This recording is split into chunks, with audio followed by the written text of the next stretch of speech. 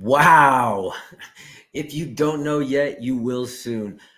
Just wanted to come on here. I just finished watching UFC 308, and man, everything and more you would want out of a match. That main event was an unreal. All the fights were incredible today. Man, this was a really good one. If you followed my picks, then I think you should have hit some really good plays there.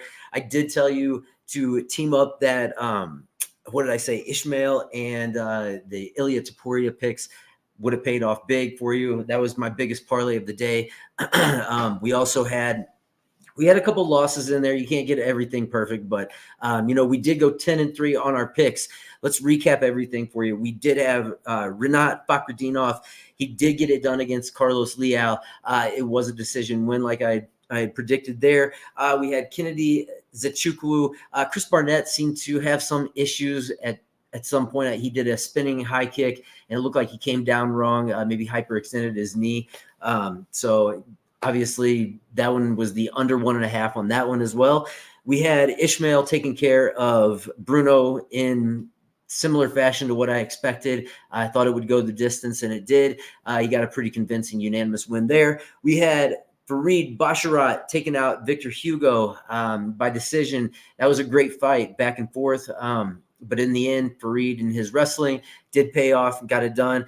The one surprise, and this is what I said, that it could go either way in this one of the best fights of the night. Miktabek Orolbai did lose a close decision win to Mateusz Rebecki. That was a great fight. I had a feeling that might be an outcome that could happen there with him winning by decision. That wrestling, he was able to kind of counteract on Orolbai's his own wrestling there. It was a good back and forth battle, but towards the end of that first round, his Orolbai's eye got so swollen that it was a little bit difficult for him to see. Still outperformed what I thought he would in rounds 2 and 3.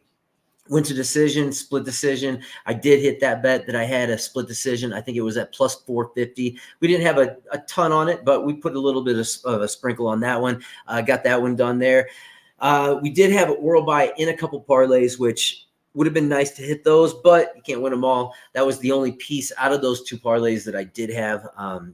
Didn't put too much on those. When you get up to where you're throwing together 3, 4, 5 pick parlays, you can't guarantee wins. So my suggestion is to put a little bit there on those, and then your big plays that you have, maybe put a little bit more into. Moving on, we had Ibo Aslan. That was a quick one right there. He got it done early. Knocked him out. He really didn't stand a chance, and that was what I was questioning at the beginning. There wasn't a lot of tape on Cerqueira, so again, you're not in there with your training partner. I know he trains with, I believe they said Jair Almeida. So again, you're not in there with your training partner. You're in there with a guy that's trying to take your head off, which Ibo Aslan looks like he may have that Turkish power thing going on. So stay tuned to him.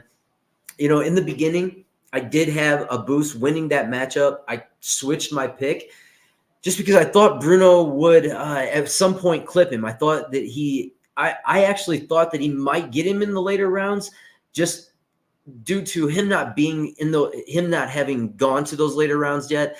Sometimes you see those fighters that if they haven't gone the distance yet, when they finally do get close to that, they can outperform what you expect. So I was kind of hoping that even if he didn't get him early, that maybe there was a chance that he would get him late in the game. But ended up taking the loss there.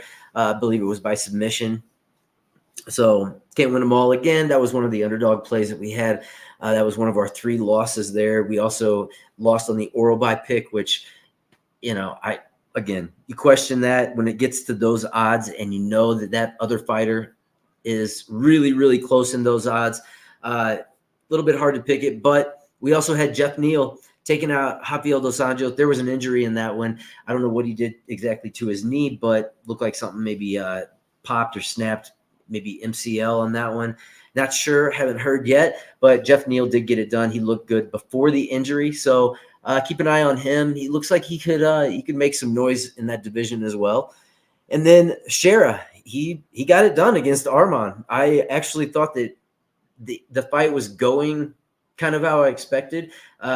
Once it was going to reach that third round, I thought it might have been anybody's ball game, but he did get in with that spinning back fist. So, again, that was an underdog play. You keep seeing these as time goes on and it gets closer to the match. You keep seeing it go further in the opposite direction. So sometimes when you lock onto those that you think are going to be the ones that may hit for you as an underdog play, they can be the ones that once you start seeing it go the other way, if you feel strongly about it, continue on with it. If you see like you may be in the wrong, maybe shift and start making some other calls. The last 4 fights pretty much went as expected. Magomed Ankalaev did get it done by decision against Alexander Rakic. Again, called that by decision, or I actually thought there was a chance that Magomed might get that sub, but he didn't get the sub. Didn't actually try for as many takedowns as I thought he would. He kept it standing. It was a pretty back and forth matchup through maybe the first round and a half, but I thought rounds 2 and 3 were pretty convincing for me as far as Ankalaev. I even had him up 2 rounds going into the third one, so I don't know. You never can tell with these judges, and I also weighed heavily into that. Just judging by that first fight, you giving that a unanimous decision was a little bit skeptical. So I was kind of always skeptical of the judging all the way through with some of these fighters from that area. So Ankalaev got it done by decision. Lerone Murphy, that was a good fight, back and forth. Lerone Murphy, there was times when I was pretty sure that he was not going to make it through through that fight, but he powered through, got it done by decision. That might be one that it was pretty dependent on that third round, totally dependent on that third round for me, but ended up pulling through, got it done. Khamzat Chimaev, man, be honest, he fucked Robert Whittaker up. I saw the pictures that they put on Daniel Cormier's phone. I think he broke his tooth. It was fast. That submission came quick.